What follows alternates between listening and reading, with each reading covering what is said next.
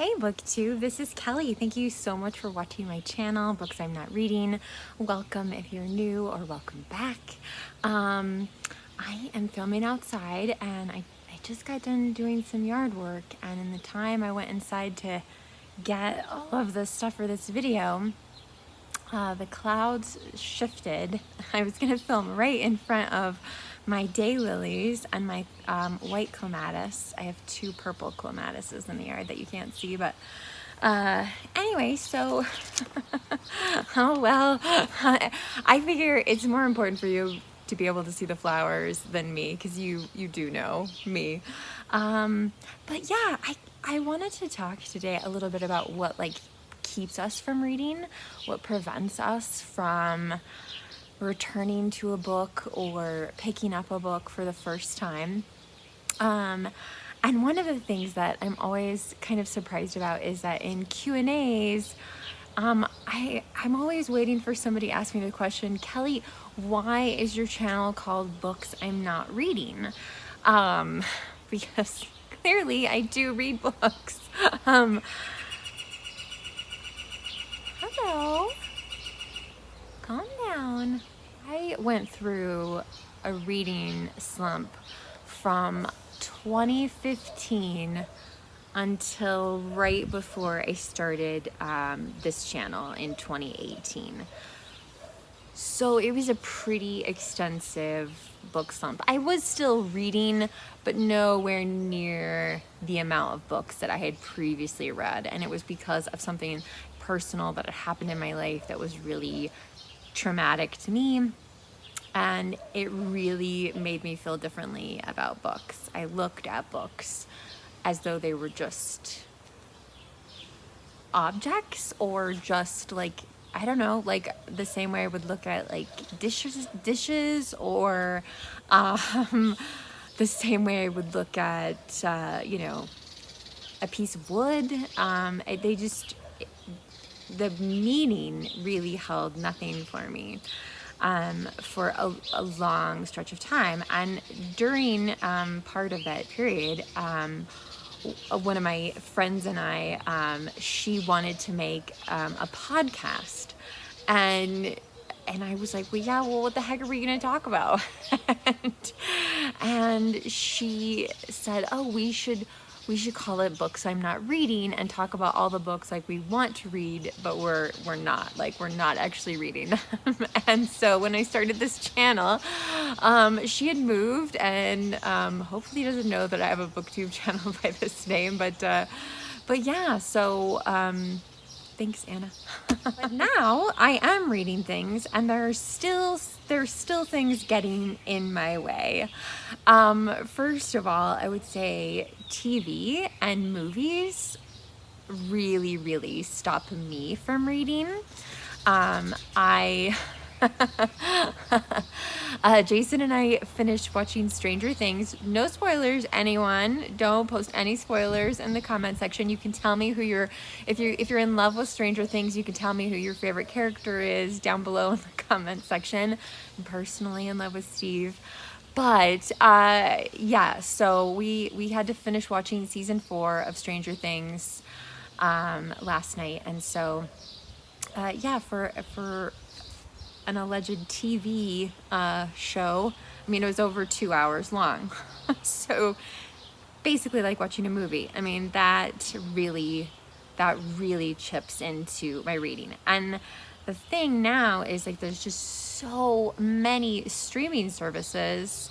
You don't have to wait a week necessarily, with some shows you do, but most shows, Jason was gone one Sunday evening, came back. He's like, what did you do while I was gone? And I was like, I watched the entire first season of Swap Shop, which is on Netflix. And I was horrified and I loved it all at the same time. I could not stop watching that show. And I've just recently discovered on Hulu there's the first season and season 15 of American Pickers. So I'm trying to spread that out, and it's not quite, I don't quite enjoy it as much as Swap Shop, but yeah. So, and then of course I love watching movies that I've already seen over and over and over again. And that takes a lot of my reading time. Another thing that takes a lot of time, frankly, are other our apps, I guess, if we want to speak generally. So this weekend on my phone, I downloaded Tetris because Jason had started playing it. And oh my gosh, you guys, I spent so much time. I'm sorry, I feel like I have bugs everywhere on me right now. Hopefully not. Yeah, I spent so much time playing Tetris. It was just crazy. And then Instagram, which I know I keep saying I'm gonna learn, and you guys, I am. I have a mentor now.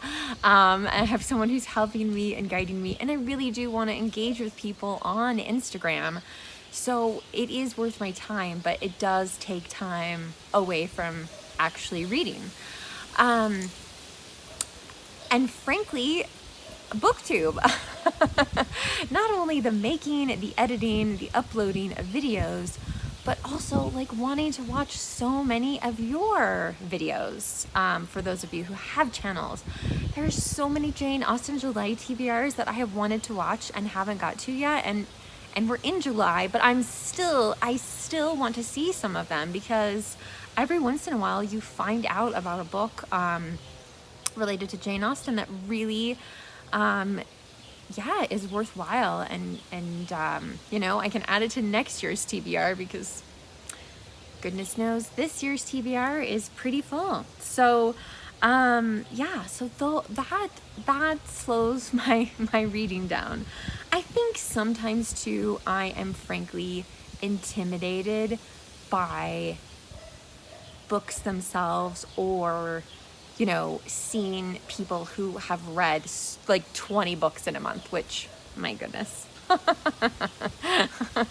you know, that's never going to happen on this channel. But I grabbed a couple books from the library.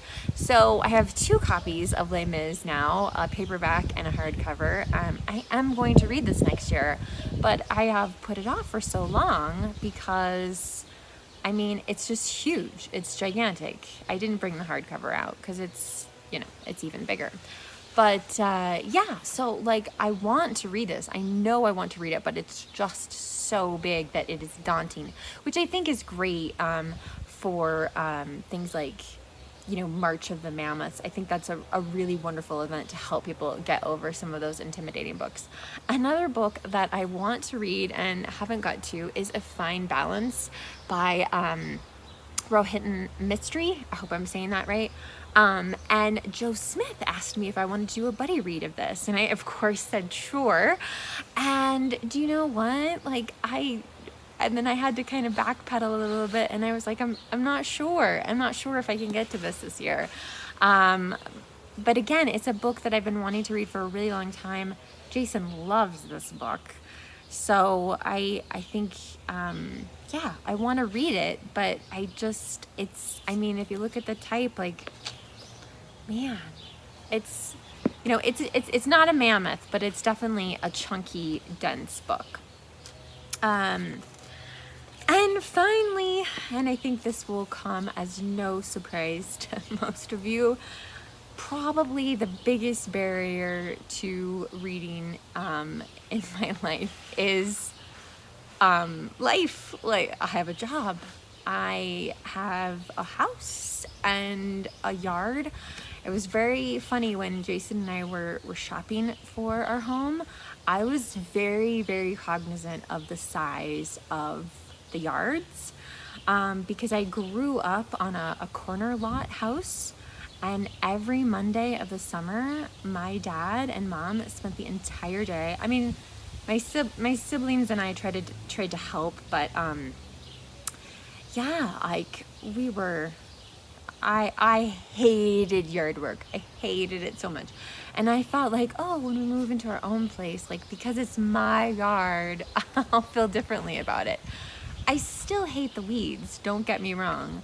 And I'm certainly grateful to the people who lived in this house before me and planted such amazing plants that I have worked on. You know, I have added things to the garden and the flower beds, and I've got a couple raspberry plants back here that are, I don't know if there's going to be any fruit or not, but it's fun to have. So yeah, just I was so cognizant of the yard that I didn't pay attention to the trees. And we have 2 huge cottonwood trees and four crab apple trees, and then a ton of bushes. And they just require so much time in addition to laundry, dishes, housekeeping, which, as you know, if you've been watching my channel for any time at all, I am the world's worst housekeeper. But yeah, so those kinds of things just really, like, if I've had a really bad day at work, like sometimes I just want to veg out at home and watch, binge watch some silly show, or yeah, like I don't want to do anything. And my neighbor has started, somebody in my neighborhood at least has started up with a lawnmower or some great device. So I think I'll stop there. I would really like to know what prevents you from reading, and maybe how you overcome that.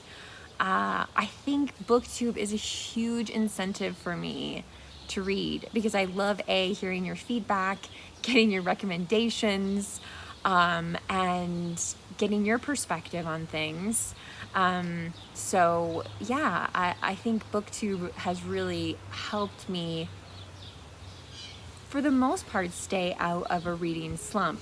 There have been some booktube slumps for sure, but yeah. So I think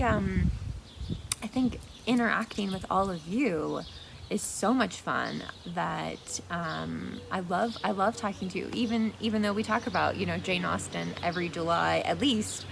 Yeah. So it's very exciting, but that's one of the ways that I'm able to turn away from the TV for a while and sit down with a book. And since I have an extra day off this weekend, I hope I will be able to do more of that. All right, BookTube, thank you so much for watching. Remember to be kind to yourself, be kind to others, and I will talk to you soon. Bye. Just for fun, I thought I would show you my flowers a little more close up. This is my white clematis. I know that's not how people in the UK say it, but oh, there's even like a flower hiding in here. My goodness. Yeah, it is doing really well. I don't think I've ever had this many blossoms on this particular plant before. And then here are the daylilies.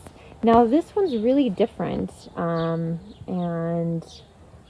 the rest of them, but they don't last very long, so it's important to capture them while we can. And this is one of my purple clematises. Isn't that beautiful? So thank you guys so much for watching.